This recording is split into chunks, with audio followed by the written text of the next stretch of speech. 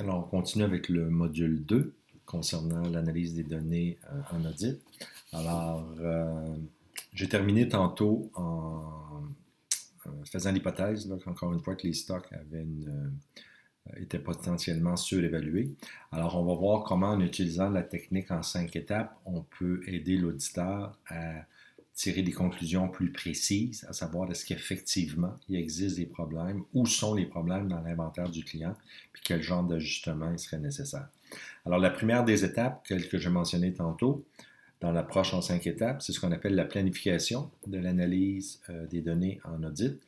Alors, une des premières choses qu'il va falloir faire à cette étape-là, c'est commencer par déterminer la source des données qu'on va utiliser pour effectuer notre analyse. Okay? Alors, quels vont être les comptes, par exemple, qui vont être affectés dans les affaires du client? Alors ici, ce serait par exemple le poste des stocks, puis le poste du coût des marchandises vendues. Ça va être quoi les assertions qu'on cherche à prouver au niveau de nos procédés d'audit, okay, de nos procédés de corroboration. Alors ici, ça va être surtout au niveau de l'évaluation de la juste valeur des stocks. L'autre chose qu'il va falloir déterminer, c'est la taille de notre population, c'est-à-dire combien il existe d'items en inventaire et de là, quel genre d'outils dans notre analyse des données en audit on va utiliser ou lesquels vont être les plus appropriés dans les circonstances compte tenu de la quantité de stock en inventaire pour notre client. Okay? L'analyse des données en audit peut aussi être utilisée pour comparer les unités en inventaire avec les ventes et dans le but de voir, dans le fond, l'âge des items en stock. Alors, est-ce qu'il y a des items qui ont un taux de roulement beaucoup plus faible? Puis si c'est le cas, quel genre d'ajustement il va être nécessaire de faire? Alors ça, c'était la première étape. La deuxième étape, qui était accéder et préparer les données. Alors, une des premières choses qu'il va falloir faire, évidemment, avant de commencer notre analyse, ça va être de faire une copie de la base de données du client. Évidemment, on ne veut pas jouer dans la base de données originale, au cas où il y aurait des problèmes, où on effacerait des données, etc. Alors, on va toujours faire une copie de la base de données, puis à partir de là, on va faire l'analyse de nos tests. Autre chose qu'il faut faire, une fois qu'on a fait la copie de la base de données, il va falloir s'assurer de l'intégralité des données dans cette base de données. Alors, on veut s'assurer, par exemple, qu'il n'y a pas de bris dans la suite numérique des documents, qu'il n'y a pas de duplicata. Alors, dans le fond, on veut s'assurer que la population à partir de laquelle on va faire nos tests contient tous les items qu'elle devrait contenir pour assurer éventuellement que les conclusions qu'on va tirer vont être valides statistiquement. L'autre chose qu'il faut faire, puis ça on en avait parlé dans le premier cours, toutes les fois qu'on fait nos tests de corroboration, il faut toujours s'assurer dès le départ que lorsqu'on commence à faire nos tests, que la population à partir de laquelle on travaille, ça représente bien les chiffres qui vont apparaître au grand livre. Okay? Alors, si on indique un solde de stock de 20 millions au grand livre, puis on a 14 millions dans les registres du client, on a un problème. Alors, si on faisait des tests là-dessus, statistiquement, au bout de la ligne, on ne pourra pas tirer de conclusion valide. Alors, il faut s'assurer dès le départ que les soldes correspondent. L'autre chose qu'il faut s'assurer aussi, c'est que la population, elle est prête pour fin d'analyse. Alors, en plus de s'assurer, comme on disait tantôt, qu'il n'y a pas de données manquantes, de duplicata, etc., il faut aussi s'assurer que le format dans lequel l'information est présentée est standardisé. Okay? Alors, un exemple concret de ça, si vous avez de l'information dans une base de données pour un client qui a des transactions en différentes devises, alors vous avez des transactions qui ont des valeurs monétaires, exemple en dollars US, puis alors de quelle façon ça a été codé dans le système? Alors, est-ce qu'on écrit par exemple 100 dollars US, USD 100, signe de dollar 100 USD, 100 US? Alors, il y a une multitude de scénarios possibles. Alors, on veut s'assurer que tout ça est standardisé. Alors, en général, ça ne devrait pas être un problème, mais on a vu des clients où l'information similaire n'était pas codée de la même façon. Alors, quand viendra le temps de faire des tests, si vous avez des différences comme ça peut causer des problèmes au niveau de la sélection puis l'analyse des données.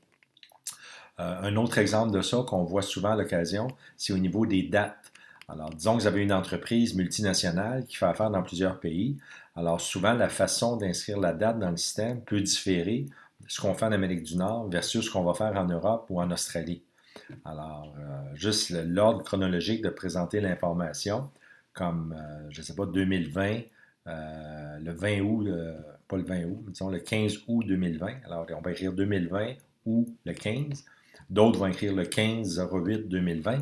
Alors, c'est des petits détails, mais ça risque de causer des problèmes quand viendra l'interprétation des données. Alors, il faut s'assurer que tout ça est consistant. Puis une dernière chose qu'il va falloir s'assurer aussi, c'est que l'information qu'on va analyser dans la base de données est consistante avec l'exercice précédent. Alors, si on a changé, par exemple, le numéro d'un client ou le numéro de plusieurs clients, mais que ces entités-là existent toujours, on a changé notre codification, ça risque d'être un problème quand viendra le temps, exemple, de faire des analyses comparatives. Okay? Alors, si c'était le cas, là, il faudra en tenir compte dans la façon qu'on va aller chercher l'information. Alors, ça, c'était la deuxième étape concernant l'acceptation et préparation des données. Troisième étape, intitulée « Considérer la pertinence et la fiabilité des données ». Alors, ce qu'on cherche à s'assurer ici, dans le fond, c'est que les données qui vont faire l'objet de notre analyse sont pertinentes pour aider à prouver notre assertion qu'on cherche à prouver. Alors ici, notre assertion, c'était concernant l'évaluation de la juste valeur des stocks. Alors, est-ce que les tests qu'on est en train de faire ou qu'on s'apprête à faire, dépendamment de ce qu'on va trouver, va nous aider à conclure si oui ou non les stocks sont évalués à leur juste valeur. Alors, la fiabilité de l'information, ça on en avait déjà parlé dans le premier cours d'audit. Alors, ça va être fonction de quoi? La fiabilité des éléments probants. Alors, ça va être fonction d'abord de la source de cette information.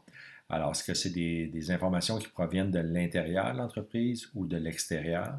Alors, les données externes, normalement, vont avoir un niveau de fiabilité plus élevé si on ne pas passé entre les mains du client. Aussi, la nature des preuves qu'on va recueillir. Alors, est-ce qu'il s'agit de preuves écrites, des preuves verbales, des preuves visuelles? Alors, normalement, on va privilégier les preuves écrites, mais ça ne sera pas toujours possible. Alors, c'est quelque chose qu'on va pouvoir tenir compte aussi dans l'évaluation de la pertinence.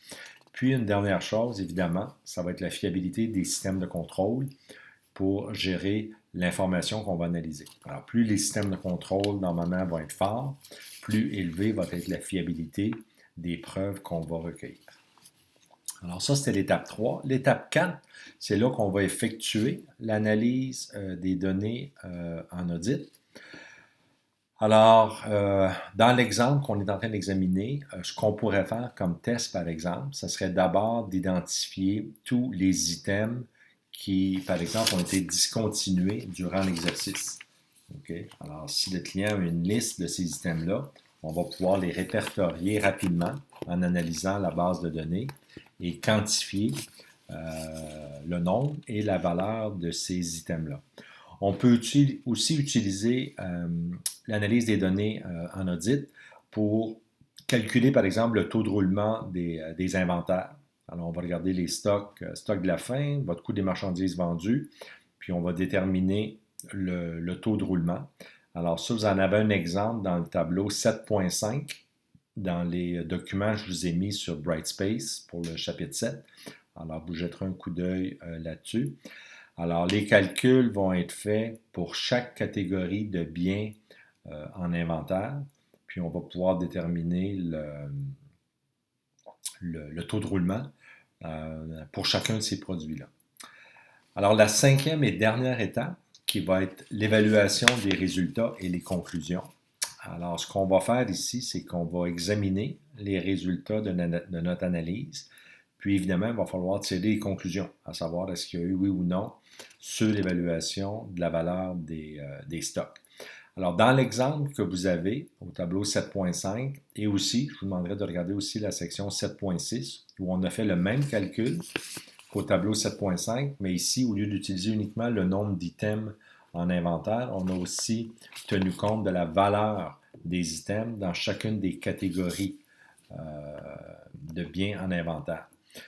Alors, si vous regardez les résultats dans le tableau 7.5 et 7.6, si vous regardez de façon globale, on voit que le taux de roulement euh, moyen des inventaires du client pour l'ensemble de ses stocks est d'environ 60 jours. Alors, 60 jours, ça pourrait s'apparenter facilement à la moyenne de l'industrie. Alors, si on arrêtait notre analyse à cette étape-là, on conclurait que dans l'ensemble, il ne semble pas y avoir de problème particulier et fort probable, les stocks sont évalués à leur juste valeur. Par contre, lorsque vous commencez à regarder les résultats par catégorie ou par type de produit, là, on voit qu'il y a des écarts significatifs et qu'il y a des items dans cet inventaire global qui ont un taux de roulement beaucoup plus faible que d'autres et beaucoup plus faible que les normes de l'industrie. Alors, il est fort probable que pour une catégorie d'items en inventaire, il y a probablement une surévaluation des items en question. OK? Alors, dans un cas comme ça, il va être important pour l'auditeur de faire des tests plus détaillés, puis déterminer les raisons de ces délais-là beaucoup plus longs et éventuellement, est-ce qu'il y a lieu ou non de modifier la juste valeur des inventaires. Alors, j'arrête ici pour le module 2 et on reprend avec la dernière section pour le module 3 sur le même sujet.